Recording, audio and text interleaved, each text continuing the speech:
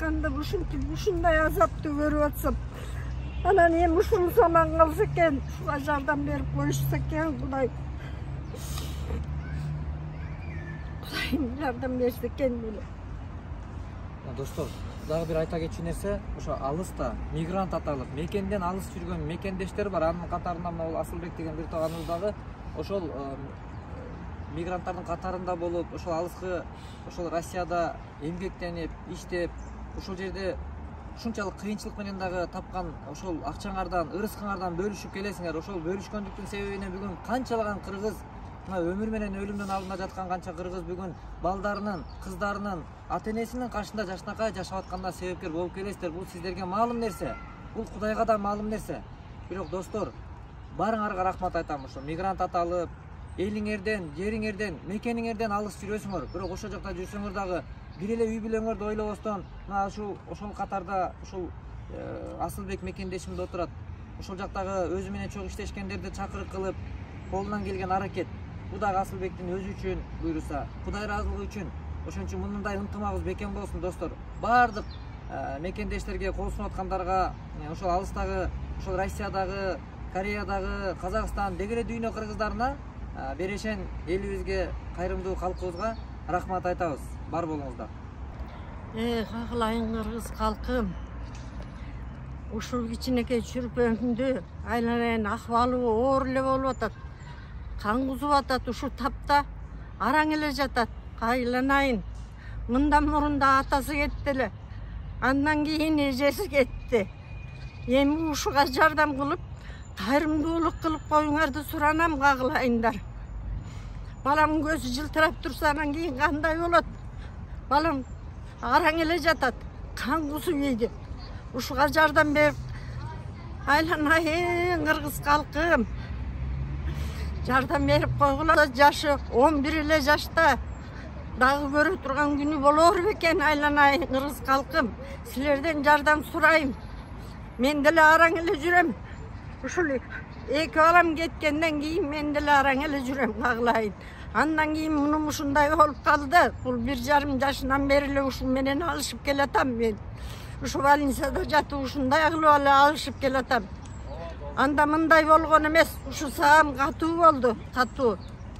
Кайра кан кусуп, ушуга жардам берип койгула, кагылайындар. Алишер 10 жашынан бери, 10 айынан бери ооруп келет. Ушул тапта Алишер 11 жашта кан кусуп реанимация бөлүмүндө жатабыз. Азыр дарынын күчү менен эле жатабыз. Врачтар тез аранын ичинде Индия өлкөсүнө пересадкага деп атышат. Ага биздин каражатыбыз жетишпегендиктен кайрымдуу кыргыз элинен жардам сурайм. Буга чейин дагы кайрымдуу болуп фонддун жардамы менен жардам сурап келгенбиз. Айылдын жаштары кайрымдуулук концерт уюштуруп акча беришкен, бирок ага дагы жетпей атат. Бизге жетишпегендиктен кайрымдуу кыргыз элинен жардам сурайм. Бизди тез аранын ичинде кетишибизди врачтар айтып жатышат. Алишердин акыбалы аябай оор. Кан куюп атышат, кан кусуп атат. Кайрымдуу кыргыз элин силерден жардам сурайм. Жардам берип коюңуздар, колуңардан келишинче.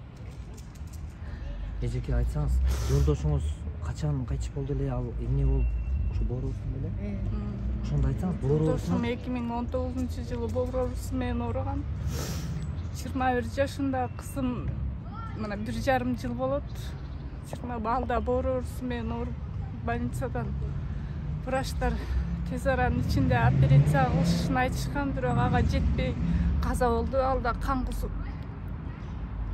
Мынтип балам да кан кусуп реанимация бөлүмүндө жатат. Ассаламу алейкум, урматтуу туугандар. Биздин кайрылуубуздун себеби ушул Алишер инибиз азыркы учурда аябай кыйналып атат. Азыркы учурда реанимацияда жатып кан кусуп атат. Цирроз печень менен оорусу менен ооруйт. Бул инибизди Москвага дагы алдырганбыз. Москвадан тилекке каршы каражаты аябай көп кеткендиктен Москвадан операция кыла албай калдык.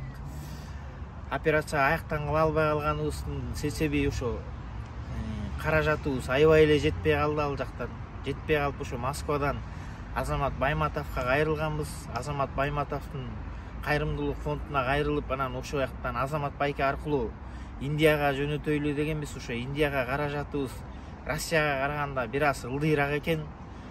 Ошо Индияны туура көрөлү, анан Индияда кепилдик дагы бар экен. Кудай буйруса ушул инибизге жардам көргөзүш керек болуп атат. Биргеликте урматтуу туугандар, кайдыгер карабаңыздар. Жараткан Аллах Таала мындай сыноону бербесин. Кичинекей жаш бала, өзү 11 жаштагы. Азыркы күндө реанимацияда жатып, азыр кан кузуп, күндө кан кузуп, кайра кан куюп эле ушинтип атабыз. Азыркы учуру аябай оор абал болуп атат. Буга чейин дагы көп чара иш-чаралардын үстүнө себепкер болуп келгенбиз, бирок ошентсе дагы азыркы күндө эсебибиз жетпей жатат да. Ошондуктан баардыгыңыздардан жардам күтөбүз. Кол сунуп жардам көргөзгөн мекендештерибизден жараткан Аллах Таалам ыраазы болсун. Баардыгыңыздарга эки дүйнө бактылуулукту насип кылсын.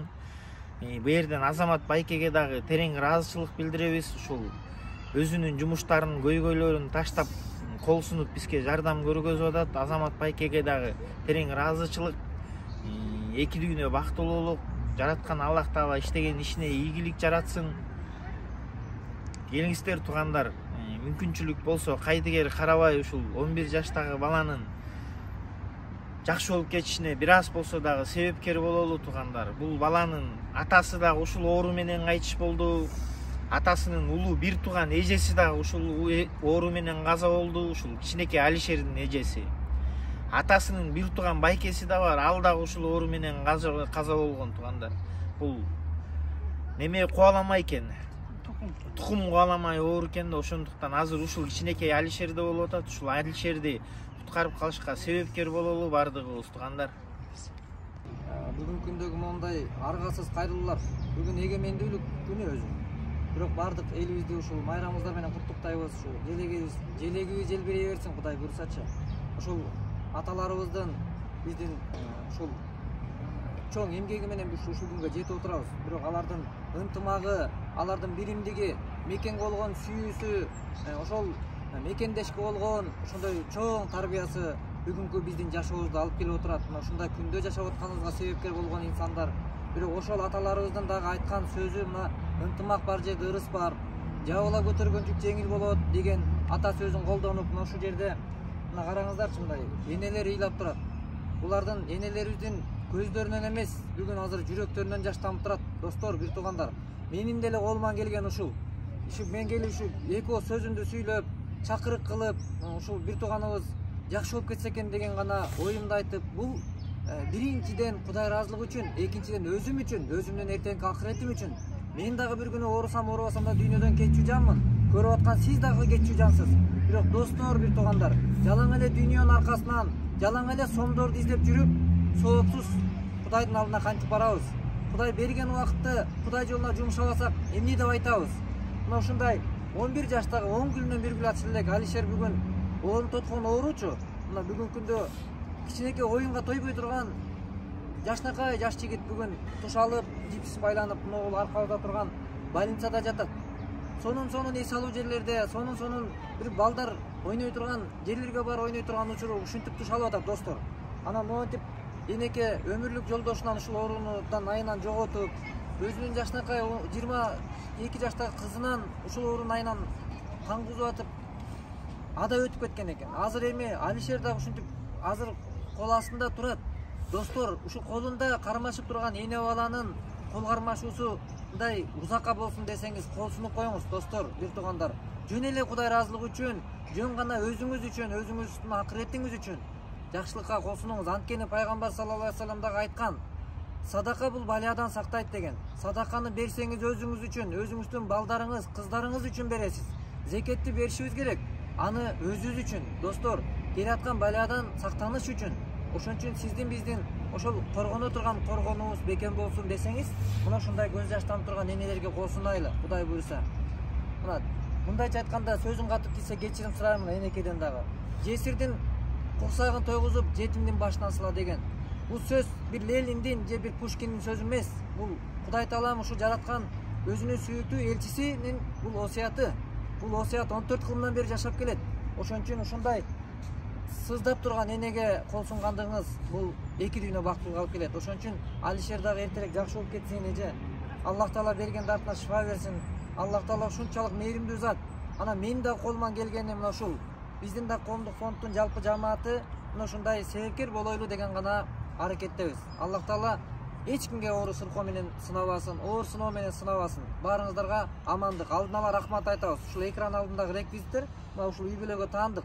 Кол сунуп коюңуздар достор, бир туугандар.